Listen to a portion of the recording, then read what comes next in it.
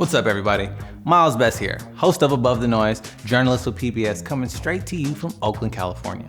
Now, let's talk about voting in the US. If you're a citizen and at least 18, you can vote in elections. Period. End of story. Right?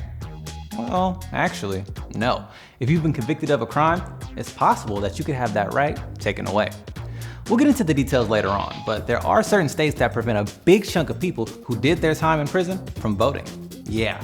They got out, completed their parole or probation, all the stuff that they had to do, they did it, and still can't vote for years, or even for the rest of their lives. As you can probably imagine, there's a big debate around all of this. There's the ethics side. Is voting a right that you can't take away, or is it a privilege that you have to earn and maintain? And then there's the political side. If states change the laws and let people with criminal convictions vote, that means that there could be millions of new people hitting the polls, which could change who wins elections.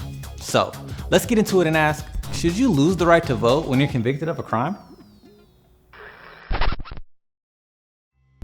Alright, let's role play for a second. Say you're a criminal mastermind and we'll say forgery. You're passing out fake checks, you're printing fake money, even Costco cards, and season passes to Disneyland. But then you're eventually caught because your luck runs out and you're caught by the police. The prosecutor throws the book at you and you're sentenced to 5 years in prison. You do your time, you get out, and it just so happens to be an election year. And you think, hey, you know what? I want to do my civic duty and go vote. But here's the issue though. If your forgery career was in, say, Maine, you wouldn't have a problem.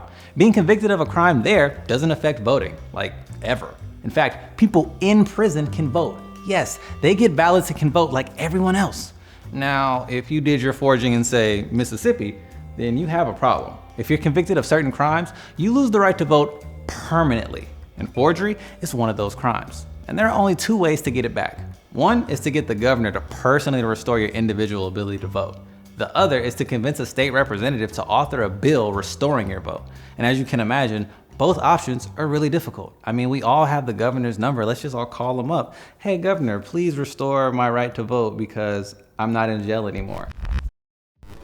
When a state takes away your ability to vote because you've been convicted of a crime, it's called felony disenfranchisement. The word felony is in there because it usually applies to the felony class of crimes, which are more serious crimes that put people in prison for at least a year. So we're talking violent crimes like rape and murder. But some states also include nonviolent crimes like bribery or lying under oath or even drug trafficking. Alabama has a whole list of like 50 felonies that they say involve moral turpitude that disqualifies you from voting.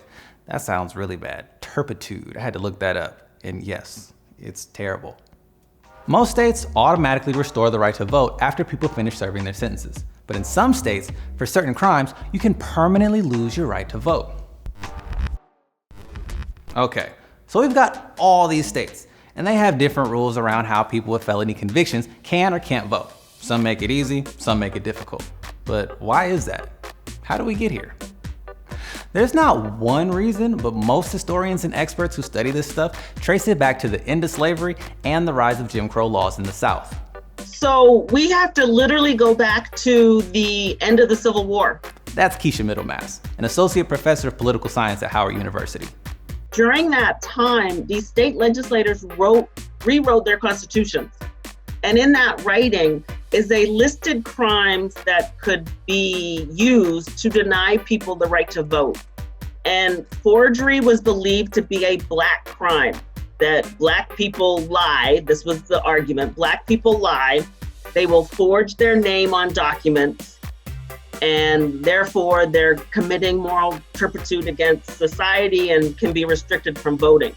Today, laws restricting the vote for people convicted of a felony don't explicitly target Black folks, but versions of these laws are still on the books, and they do appear to affect Black people the most.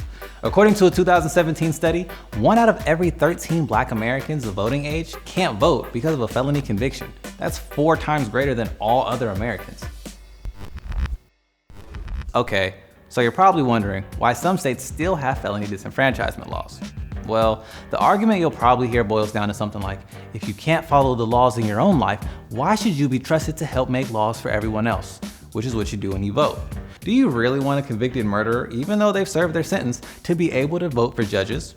Do you want people convicted of bribery or embezzlement to have a say in how governments spend money? Remember, people convicted of felonies often lose other rights, like serving on a jury, owning a gun, getting welfare payments, and receiving financial aid for college. Why should voting be any different? And what about the victims of these crimes? In Florida, people convicted of felonies have to pay court fees and any money owed to their victims before they can get their right to vote back. If you were robbed and someone's convicted of taking, $3,000 out of your house and they were ordered to pay you $3,000 of restitution and they didn't do it, did they complete the sentence? We hardly ever talk about victims anymore in this country. And there are people that are victimized, by violent crimes in particular, who I think that we need to be standing up for. And most states aren't saying that everyone convicted of a crime should never vote again. They're saying people who committed really bad crimes, the worst of the worst, shouldn't get their voting rights back automatically just because they finished their sentences. That's why some states require people to go through a formal process to get their voting rights back. It allows the state to look at each person on a case-to-case basis to figure out if they've truly left their criminal ways behind them. And there is some data to back up this point of view. A recent study followed over 400,000 people released from prison and found that 2 out of every 3 were arrested again within 3 years. And that cycle of committing a crime, getting out, and doing it again is called recidivism. It's a big problem in the US criminal justice system. Okay, so what do the American people think about all of this? Well, when they were asked, do you support or oppose restoring voting rights to people convicted of a felony after they've completed their sentence? 63% said they supported it. Only 20% were against it. For many, voting is a bedrock principle of what it means to be a democracy, meaning it's a right that shouldn't be taken away. If you've served your time and now you're out living in the world, you should get the right to vote, period. Many go even further, arguing that taking away the right is a political move designed to prevent people from voting, aka voter suppression. Check this out. In 2016, more than 6 million Americans were prohibited from voting because they had a felony conviction on their record. That included more than 20% of all potential black voters in Florida, Kentucky, Tennessee, and Virginia. Think about how politics could change if those 6 million people could vote. So those that are eligible to vote would change overnight in some states. For instance, the state of Florida is controlled right now by a Republican governor, and Republican state legislators have the majority in the state house and the state senate. But if everybody that was eligible to vote that had a felony conviction was able to then register and then cast a ballot, it could change who controls the state legislature. It could change who then controls the governorship. Now, obviously all black Americans don't vote the same way. But the general rule of thumb in politics is that black people usually vote for the Democratic Party. And it's been like that for a while. In fact, since 1968, no Republican presidential candidate has received more than 13% of the black vote. And black people are way overrepresented in prison. They make up 12% of the US population, but 33% of the prison population. The fear of the Republicans is that because of the racial disparities in who is incarcerated, that if everybody who used to be incarcerated was actually allowed to vote, Republicans may start losing elections. And if you look at the numbers, letting people with felony convictions vote means it would most likely help the Democrats and hurt the Republicans. That's why most of the states with the harshest felony disenfranchisement laws are considered red, meaning they're controlled by Republicans. Think about what a change to those laws could mean for those who win close elections. Just look at Florida. In 2018, Republican Rick Scott won his Senate seat by only 10,000 votes.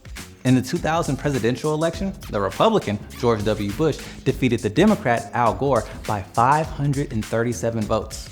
Yes, 537 votes. Winning Florida gave Bush the presidency. Now, people with felony convictions weren't allowed to vote in either of those elections. But what if they could? How many elections would have different outcomes because of it? So what do you think? Should people convicted of a felony be allowed to vote? Or is losing their vote fair punishment for violating the law?